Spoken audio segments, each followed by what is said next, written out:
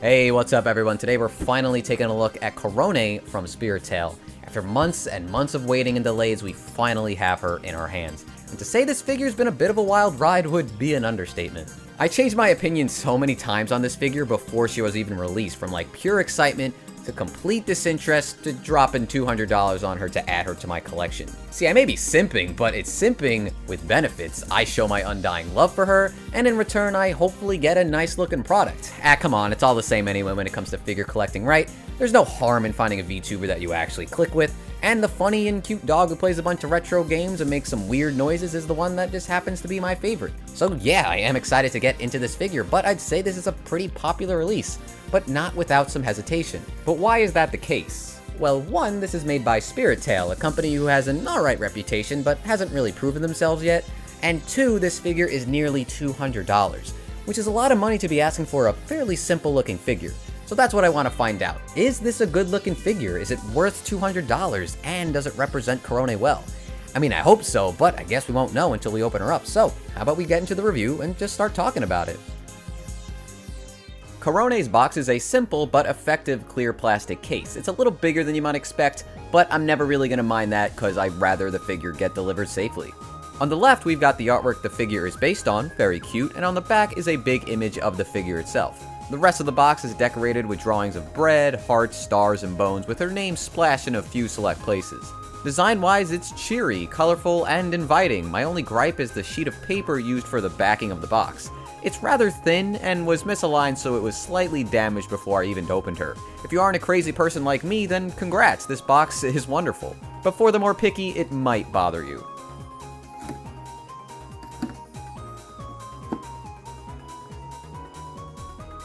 What the fuck?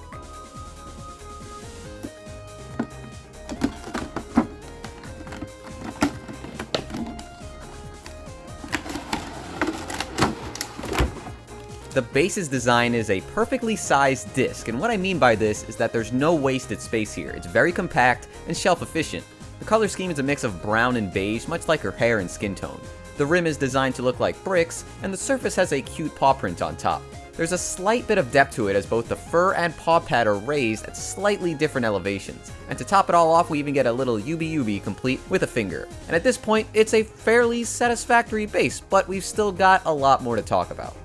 Now guys, I think this next aspect of the figure is taken for granted a little bit, like kind of glossed over when you think about the figure's strengths, but I'm here to tell you that the bread that she comes with is like surprisingly fantastic looking. If this is the quality of bread you could expect to find at Korone's bakery, then I think she's doing a pretty good job, because these are some fantastic looking minifigures. And yes, I am going to classify them as minifigures instead of like base decoration. I mean, each one is like bigger than her head, requires a stand to use, and I could easily see these costing anywhere from like $5 to $10 in some sort of blind box. Starting with the bottom right, we've got the melon bread. Man, I haven't had one of these in a while. Fun fact, they don't taste like melon, but they do taste sweet.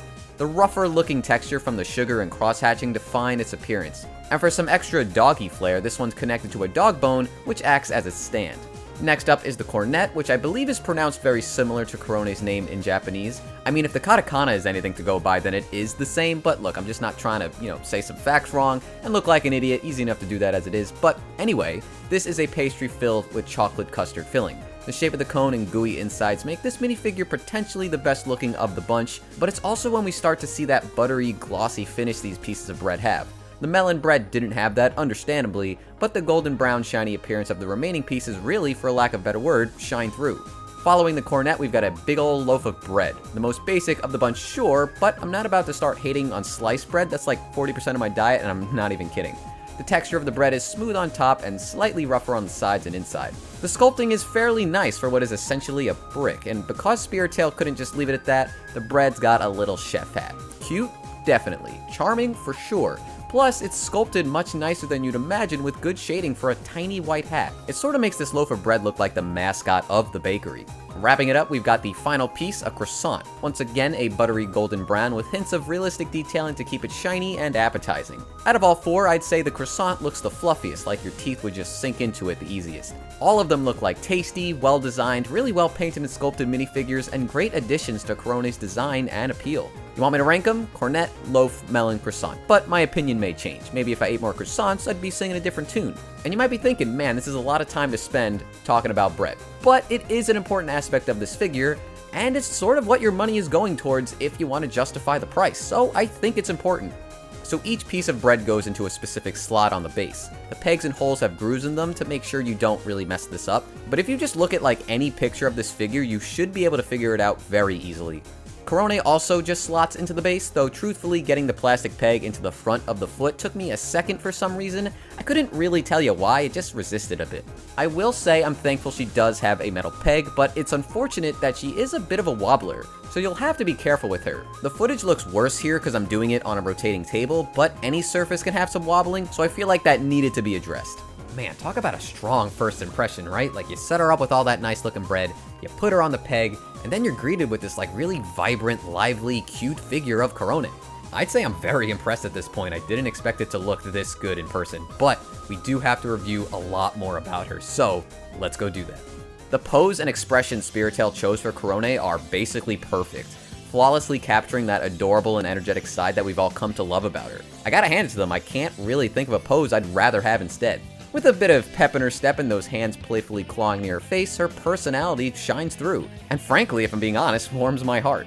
Perhaps I should hide my fingers though, she seems ready to take them from me. I said this before in a previous video, but it needs to be repeated, her eye decals are amazing, which really is just a strength to her design, and her open mouth double fang smile expresses such a pure joy that it's infectious. As I wrote this review, I often would look back at her to like confirm my opinions, but would usually just stare a bit longer than I needed to. I just couldn't help it. The slight curve of her mouth along with the teeth go a long way in making this figure as cute as it is, and the slight blush in her cheeks is the perfect balance without going too strong or weak in either direction. Now, Korone's hair has always been a bit unique, right? Short in length, double braided, and merging her dog ears seamlessly into the design. As far as the sculpt goes, yeah, this is definitely Korone's hair and ears, but Spiritale's paint application is fine. While overall very cleanly painted, the shading is fairly flat if I'm being honest. Like, rather than heavily shading it, the matte finish will often fade into a clear plastic towards the tips of her hair, especially the stray bits of hair towards the back of her head, which doesn't look bad by any means, but in my opinion doesn't look especially fantastic either. Inoffensive is a great word to use here because I don't think it'll bother you, but if you're like me, you might wish for a little bit more here. It goes without saying that Spiritale chose Korone's classic design to base this figure around, a white dress and a yellow sweatshirt combo, and you gotta make sure the left side is partially falling off too. The design of it was never really the most complex, which should make it easy to transition into a figure. And yeah, this is without a doubt looking model accurate. Her dress actually does have a fair amount of shading on it, and the blue and red buttons, collar trim, and dog bones are all well painted without much if any paint bleeding or blemishes. I was worried about the buttons particularly being sloppily executed, but each one is very clean to my surprise. There's no exaggerated cloth physics that need to be replicated here, so my expectations are a bit lower, but even then, it's a nice looking dress. The sweatshirt, on the other hand, is a soft shade of yellow, not too loud and also very subtly shaded. But the thing is, I think it works fine here. The cloth creases throughout it add depth to the sculpt, where light will often bounce off of these spots and create enough definition to simulate that detail that you're looking for. The cute little bows decorating her sleeves, the red pockets, and the blue trim on the bottom of her sweatshirt also break up the monotony of what would otherwise be a pretty bland section of the figure if I'm being honest. But at its worst, this would only be a real issue if you kept this figure turned around on display for some reason. And I suppose that reason could be if you really wanted to stare at her tail. The sweatshirt has a hole in the back which allows her tail to come out, and it's curved towards the left side of her body ever so slightly. Maybe if I stare at it long enough it'll become fluffy to touch, but as expected, it is just plastic. Sculpted with a lot of detail, honestly. It has a rough, messy appearance to it, but in an intentional way, unlike her hair, which is very smooth and proper in appearance. Actually, before I move any further down the figure, I just want to point out some of the extra, flourishes to her design that makes Korone, well, Korone. I already mentioned those bows on her arms that Spiritale thankfully fixed before release, which would have been, pretty annoying if they didn't, but she's also rocking a dog bone hair clip that you might be surprised has a tiny bit of browning towards each of the ends.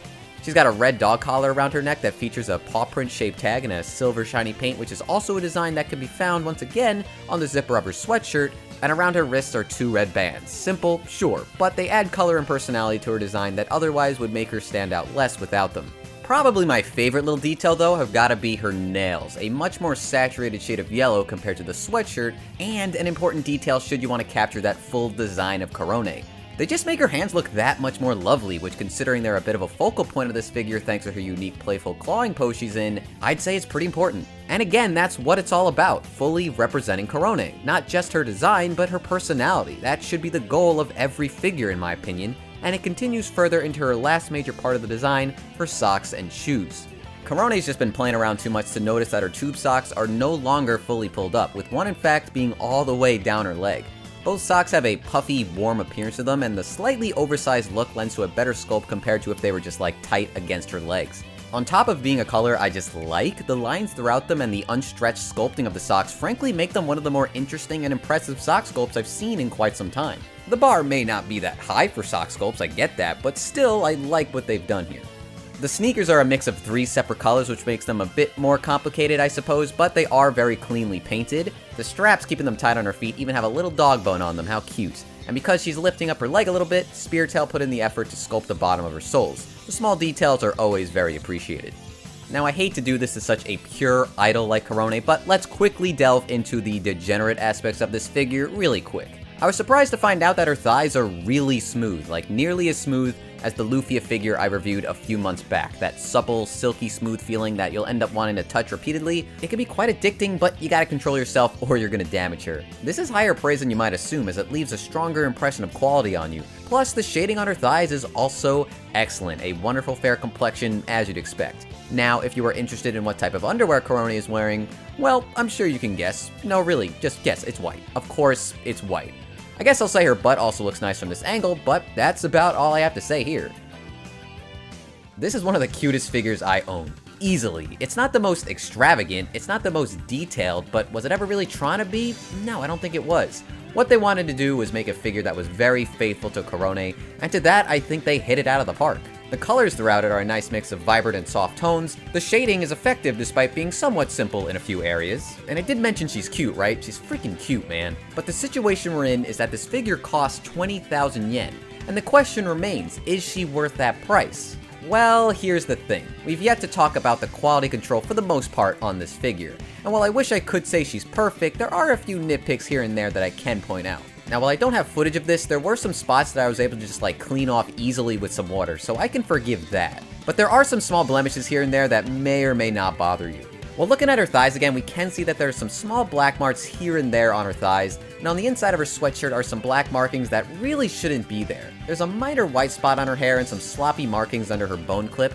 The red pockets on her sweatshirt look like they were rushed when painting it, and what probably bothers me the most is her tail, which ended up having some small white spots throughout the whole thing.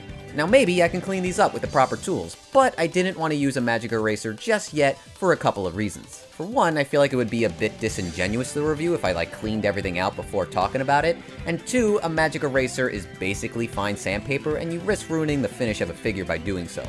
It's a last resort in my opinion, unless the pros outweigh the cons. And in this case, I feel like none of the issues are that bad to warrant doing it just yet. Still, it is annoying to see on such a hefty price tag, and that tail does bother me a little bit. After shipping with DHL, this figure cost me $200, so here's how I break it down.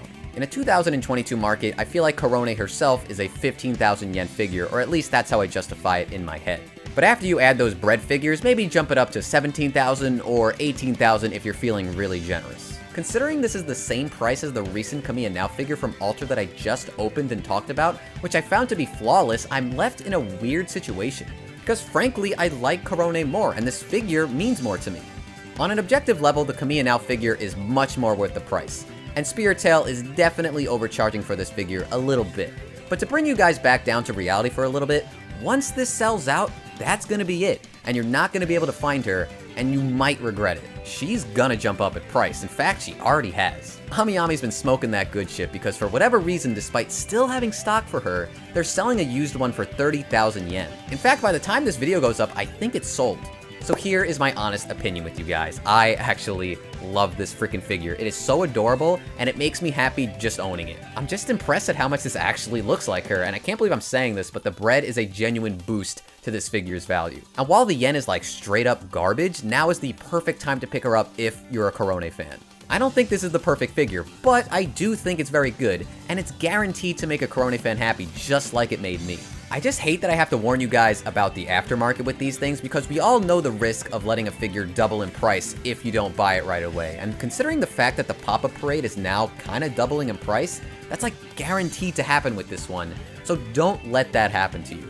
I say don't take the risk if you're a Korone fan and just order the figure. Consider how much you like Korone and then make your decision based on that. But that's all I really gotta say. Hopefully you guys found that review helpful. Now, if you'll excuse me, I'm gonna go watch some Korone clips while I wait for her to return to streaming. Thanks for supporting the channel, by the way. Subscribe if you haven't. And until next time, I'll see you later. Bye.